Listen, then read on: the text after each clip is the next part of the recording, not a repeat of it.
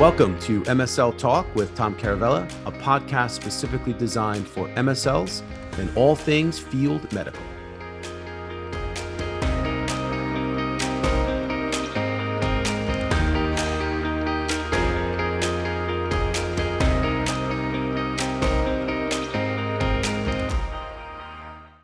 Hey guys, welcome to the podcast. My guest today is Mary Meow. She is an oncology medical science liaison at Immunogen, and we talk about why it is so hard to get into oncology. So interesting conversation. Mary's awesome. Don't forget to follow me on LinkedIn and Instagram and check out our videos on YouTube. We have a channel called MSL Talk. And then we also have a live discussion group, which is on the first Tuesday of every month at 1:30 p.m. Eastern time. And that's called MSL Talk Live. And it's on LinkedIn Live. So be on the lookout for those announcements. And thank you guys for joining us. I think you're going to like this.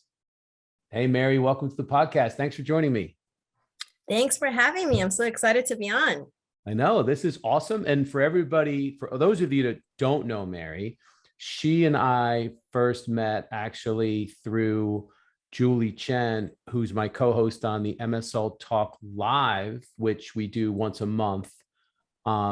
Now on LinkedIn Live. It's the first Tuesday of the month, typically at 1:30 p.m. Eastern time, which is just like this, but it's a panel discussion and it's live. And Mary has been on that a couple of times now. So she is no stranger to this. So I am so grateful to have you here. Thank you for joining. Yeah, again, thanks so much for having me. I think this is a great opportunity. I'm so excited to be on here. Yeah, let's do it.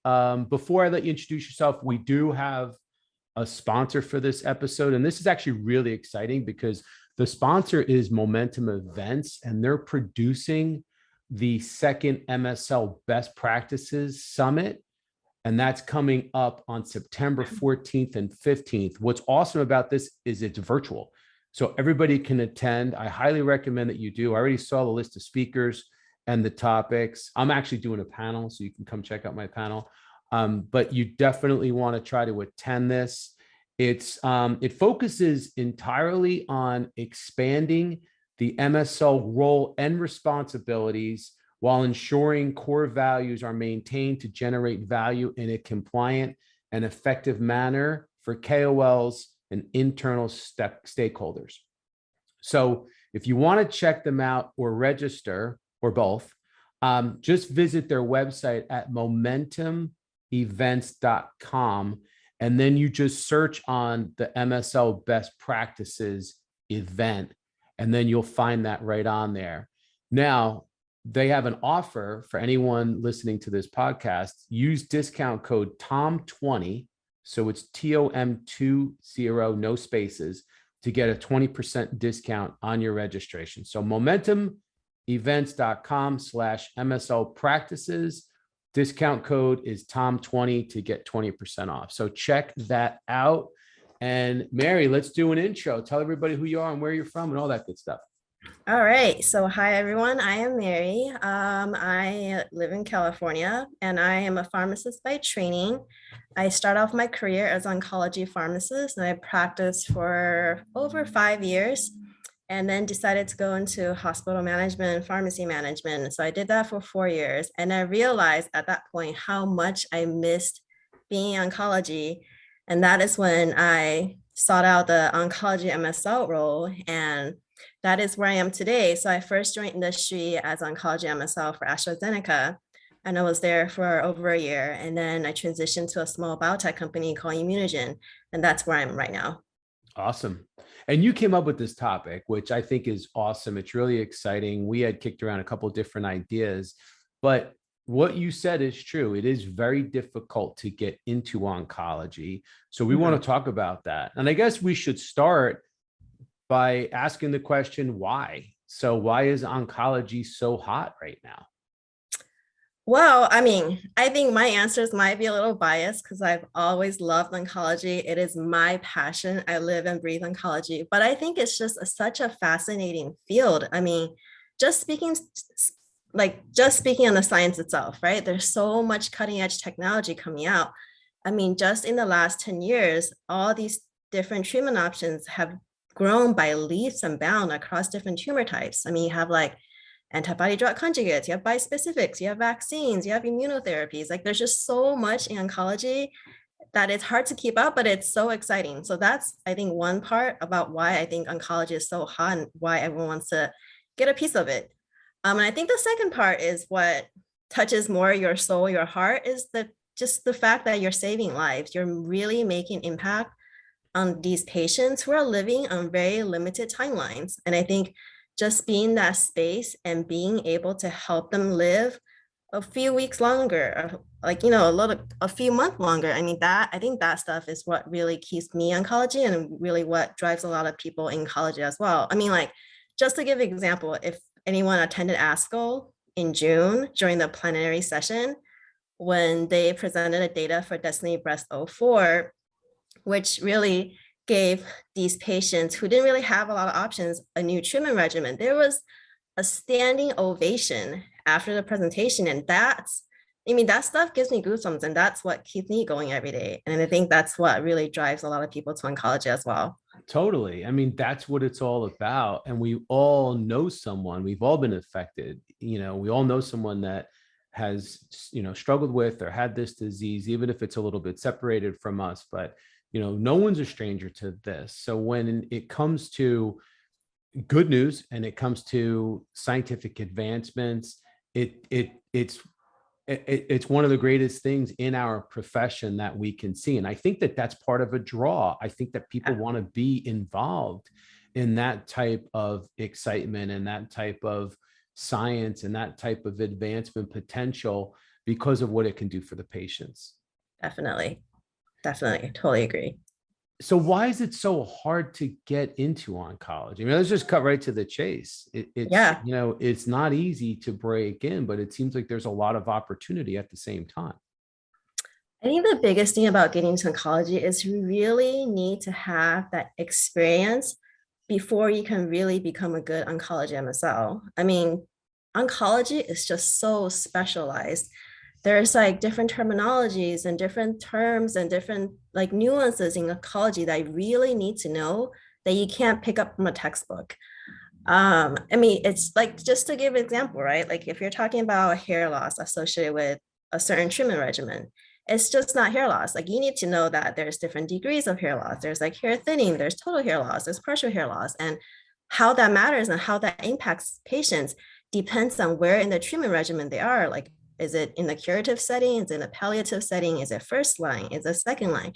I mean, all of that makes a difference. And that kind of stuff you only really get to pick up once you've been in oncology and have practiced and been exposed for a certain period of time. And you can't pick up that kind of stuff from a textbook. So I think that's what's really critical about getting into oncology, is having that prior experience before trying to make it in, because otherwise it's really hard for you to, so to speak, like talk the talk and walk the walk, right? And the great thing about oncology is these KOLs and HCPs actually want to talk to MSLs because they're constantly looking for that data update. They want to know about what's coming out and what the newest treatment regimens are or treatment options are for these patients. So the MSLs have high impact every time they meet with a KOL. And if you can't build up your credibility right away, you lose them. I mean, you lose your street cred, right? And like, if you can have that deep scientific conversation right up front, you're just going to lose them right away. So I think that's why it is a little bit difficult to break into oncology, especially if you don't have any prior oncology experience. And you're so right. It's such a strong community, and oncology wants oncology, meaning, oncology companies want people from the community to be a part of their team, essentially. Exactly. And that's one of the other reasons why it's so tough to break in, is that in order to be a part of it, you have to kind of show that you're a part of it. Exactly. I don't want to get too far ahead of ourselves. I know we're going to talk about that a little bit later. But looking at the therapeutic area itself, how does that differ from other therapeutic areas? I think Oncology is just so fast paced. I mean, kind of like what I mentioned before, like new data is just constantly coming out.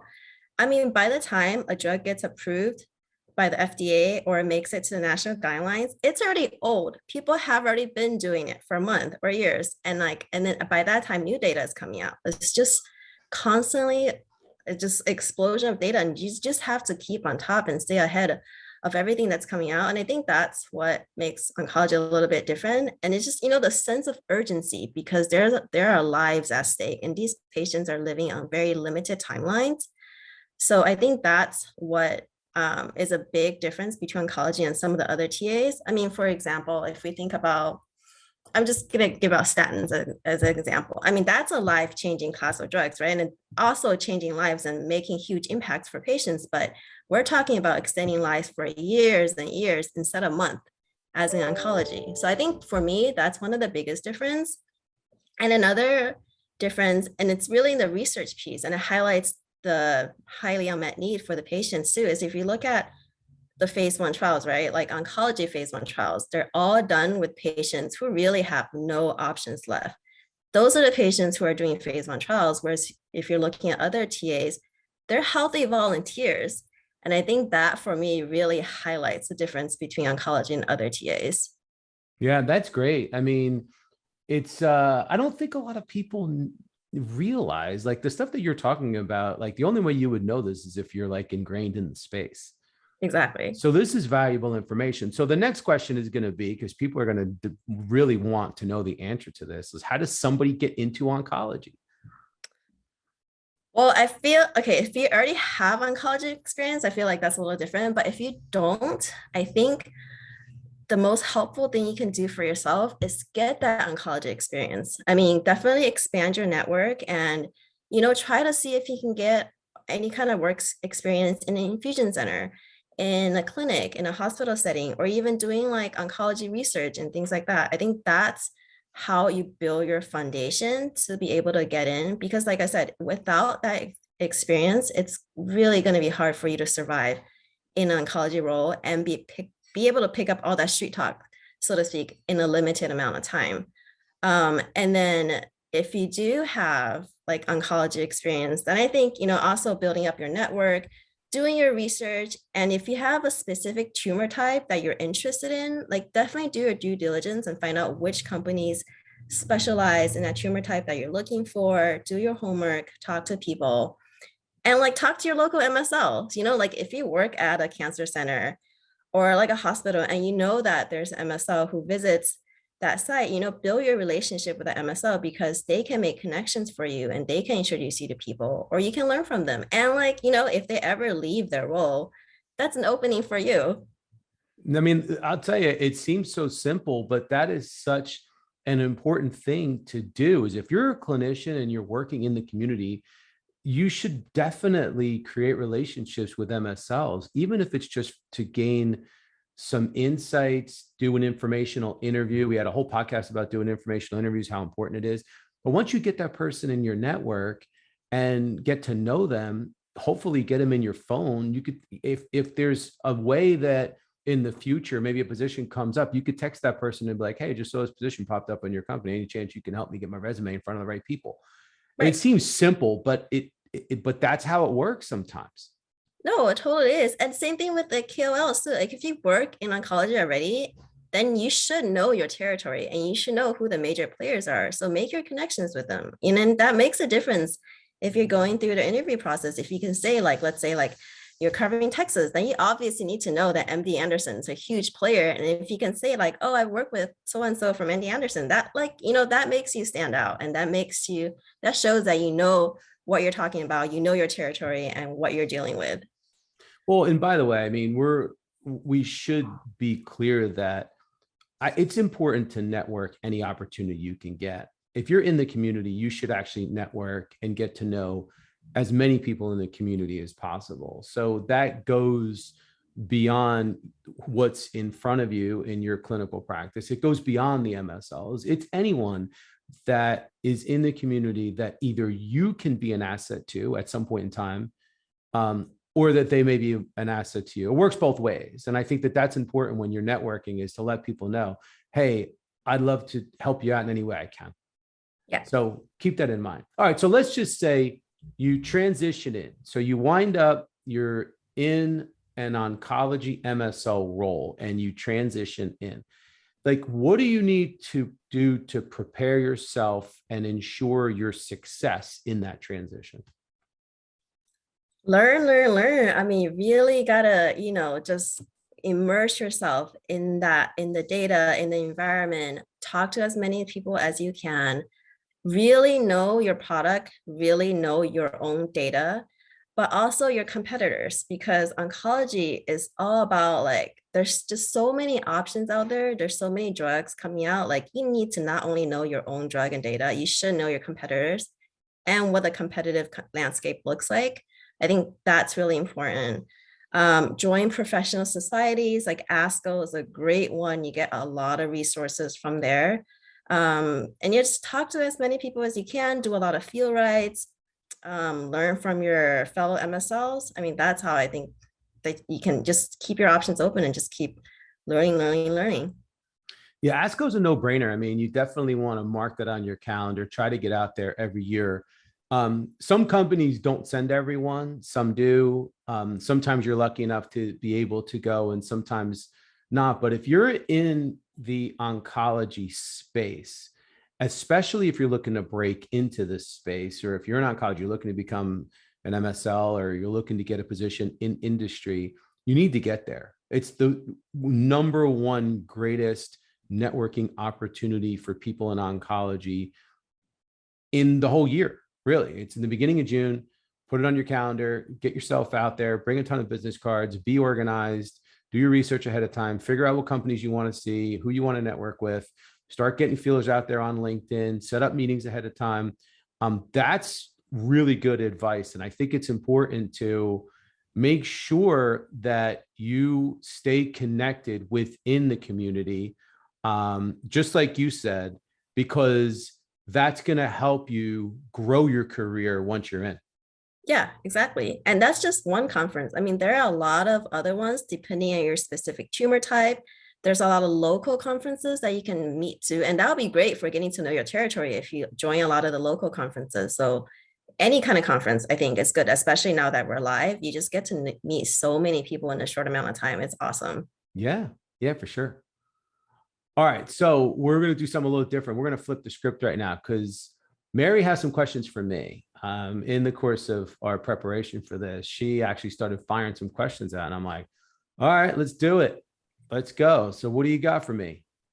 All right, so my number one question, and this is something I always wonder when I first started applying, is how do you make your application stand out on paper? I mean, I've talked to, and I experienced this myself, and I also have people reach out to me LinkedIn, and when I talk to them, they're awesome. Like, they have such really awesome, good experience, and I think they'll be really good. But then they're always telling me like, I never hear back. I never get past HR. So like, how do you make your resume or CV stand out so that you actually get past that screening process?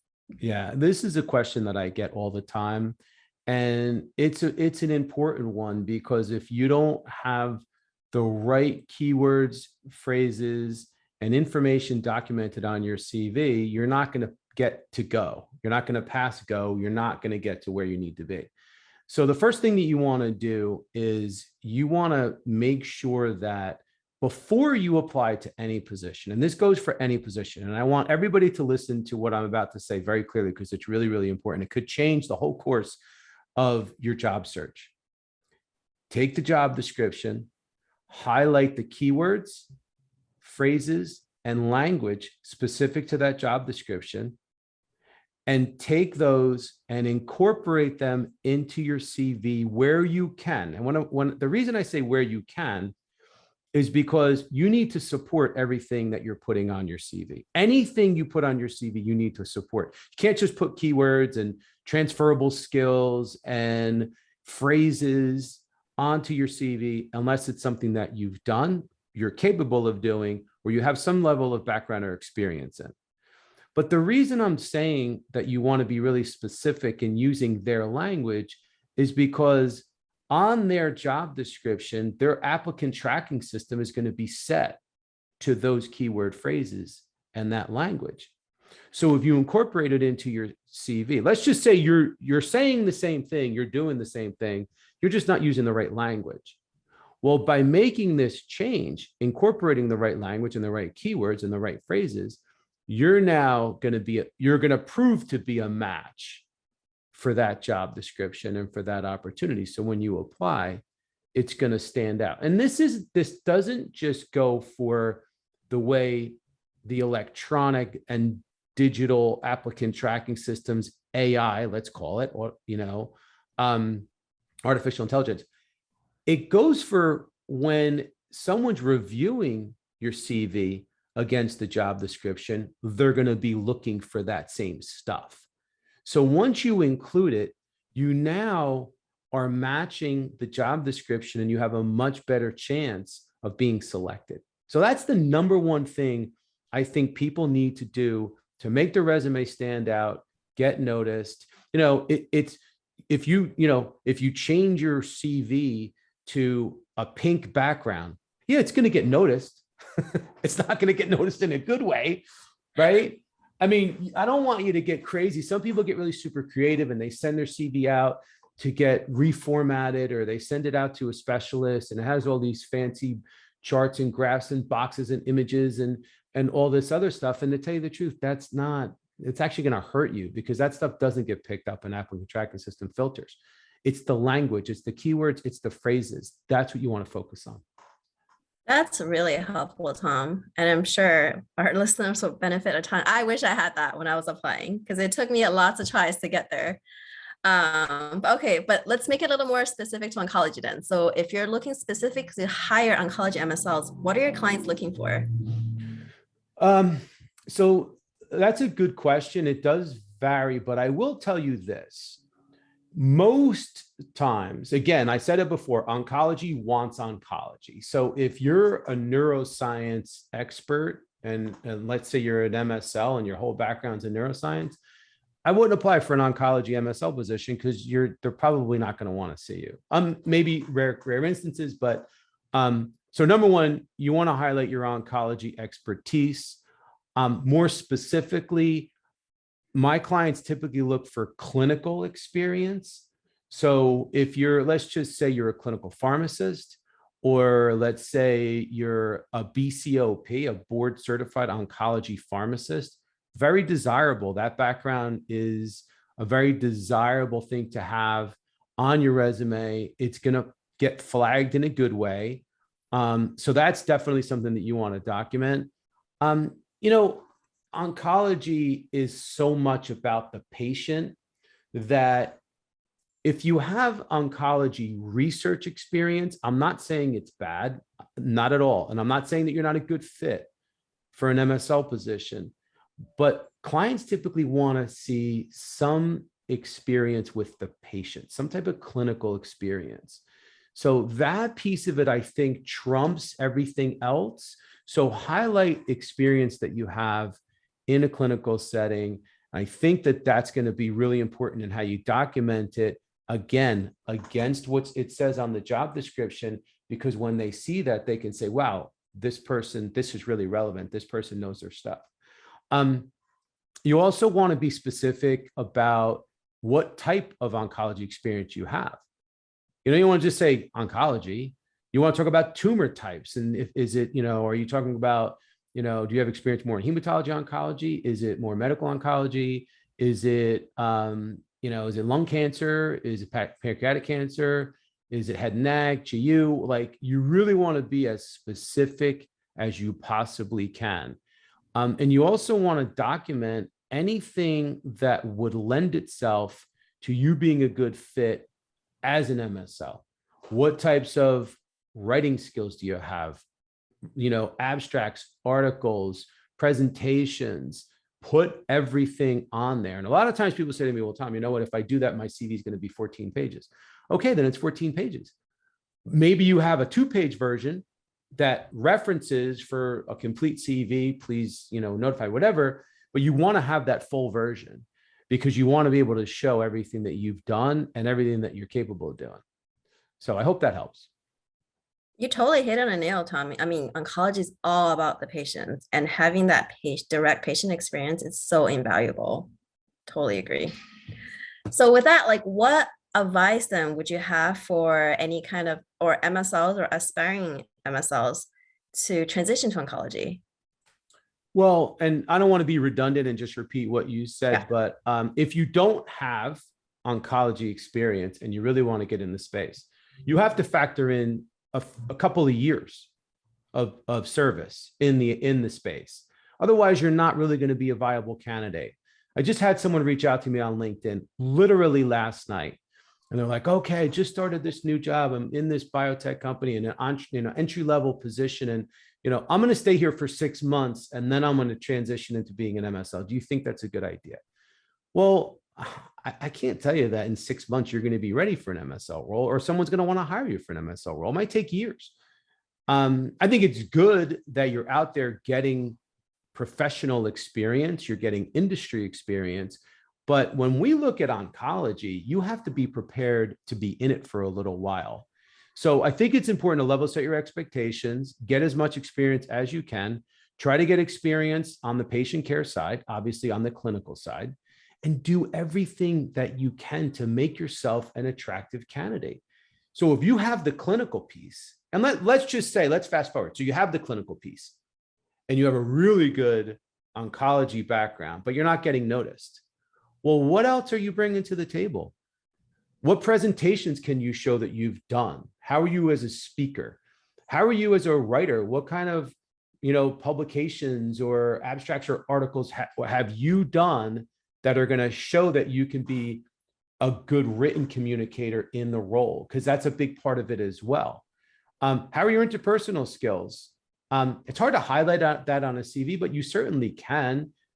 You can use language and action verbs that show that you're a good communicator. You could just literally tell them and put it in there. So like you have to be really incredibly detailed with your value proposition so that when people look at your CV, they could start checking boxes of everything that's required to be a good MSL.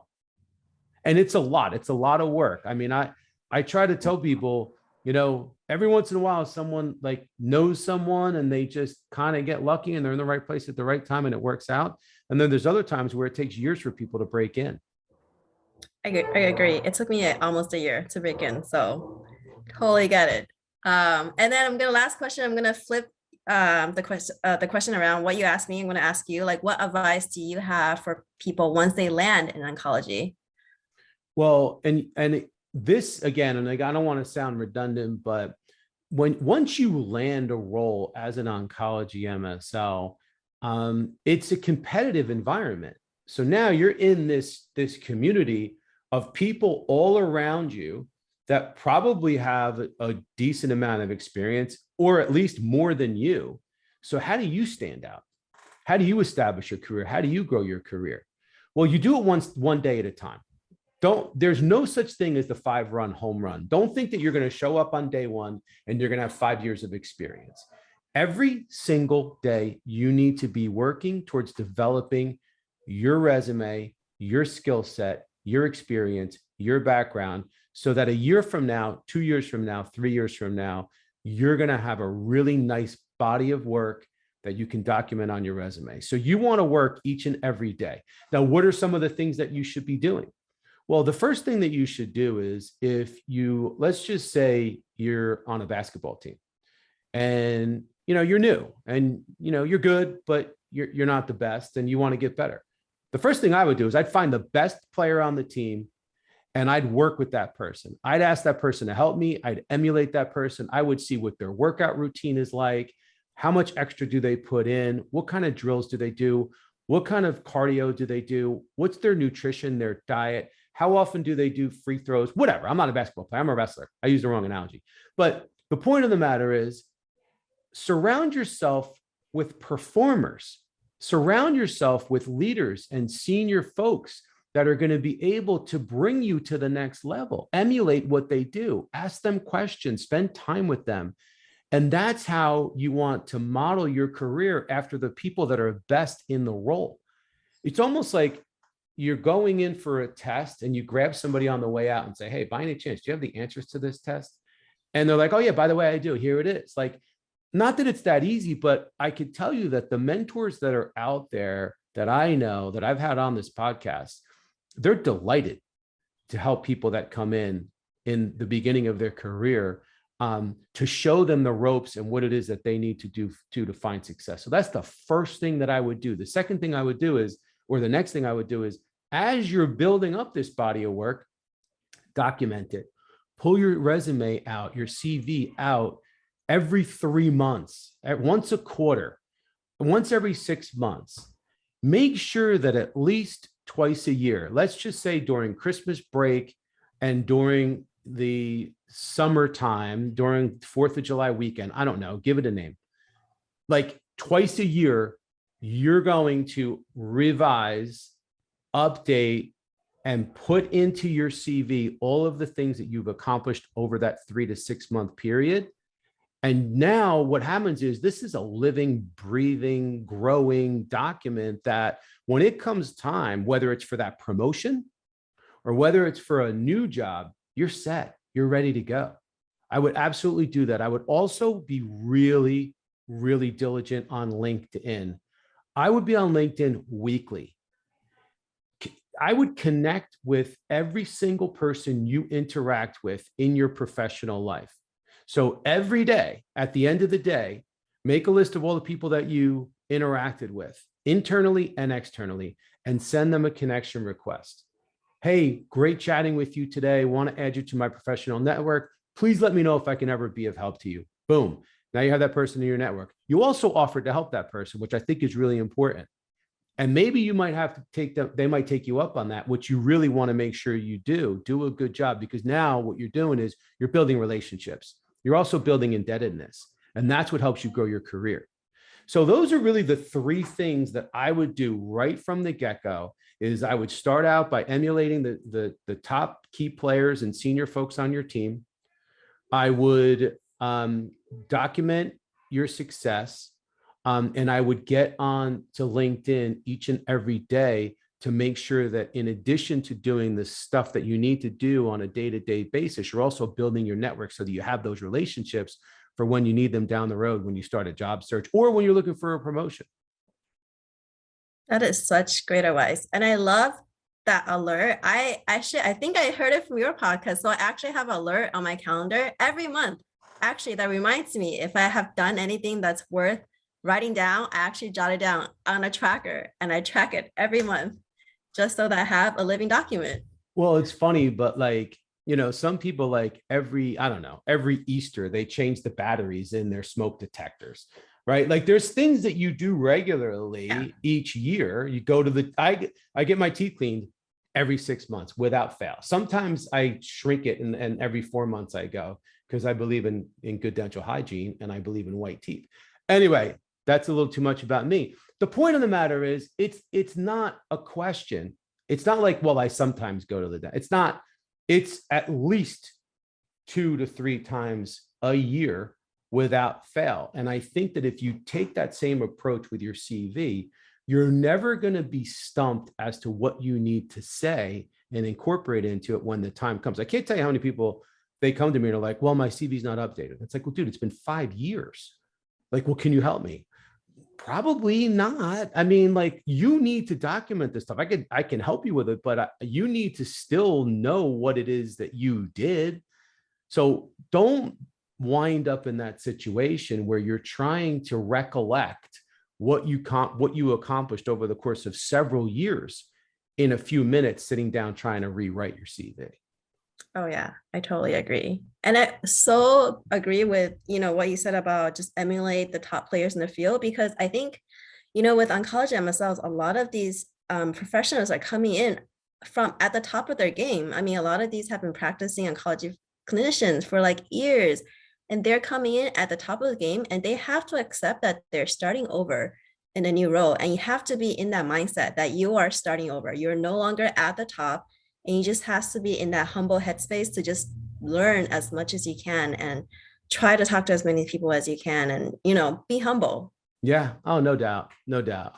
I get all fired up. You got me all fired up. flipping the script on me like that. But listen, guys, I'm passionate about this. I want to help you guys. And, this isn't just advice that I'm giving to somebody that is newly transitioning into a role. This is advice that's good for anybody that's in your career. I know how busy everyone gets. I do believe that you need to make time to do this. This sounds very pie in the sky, but it is easy if you schedule and chunk your time every day and just put it on your calendar and just say, I'm going to take an hour or 2 hours and segment your time to do this. And I'm going to take an hour here to send out LinkedIn connection requests. I'm going to take an hour here to update my CV. I'm going to reach out to this MSL, this MSL, and this MSL, and see if they'll give me 30 minutes of their time to pick their brain on what it is that they think I need to do to position myself to be a leader on the team or to perform. And I'm sure they'll be willing to do it. Or your supervisor. I mean, don't forget that I keep talking about more senior people on the team, but rely on your supervisors. Have a really good relationship with your boss. I think that that's incredibly important for any career. But these are some of the things that I think you should definitely make note of and definitely incorporate into your professional life. But I don't want to end this. I want you to end this. So last piece of advice, Mary, that you have for the people out there listening that are either in oncology looking to transition or people that are trying to get into oncology, what would you say to these folks? Keep your connections, establish new connections, always be in a mindset to learn and get that clinical experience. Like Tom said, that clinical piece, that patient care piece is just so important in oncology. And if you have that under your belt, you'll go far. And I think that is the best advice I can get anyone, especially if you don't have that experience. Go out and get it. Like, do your magic and build your network and get that experience, because that is invaluable. No doubt. And last piece of advice, don't forget to sign up and register for the second MSL Best Practices Conference, which is on September 14th and 15th. I definitely think it would be a good use of your time, and it's virtual and you get a 20% discount. So go to their website, Tom20. All right, guys, thank you for your time. Mary, thank you. You're awesome. And we'll see you soon. We'll see you on either MSL Talk Live or we'll have you back on this podcast. Thanks so much, Tom. It was really great being here. Thank you for the opportunity.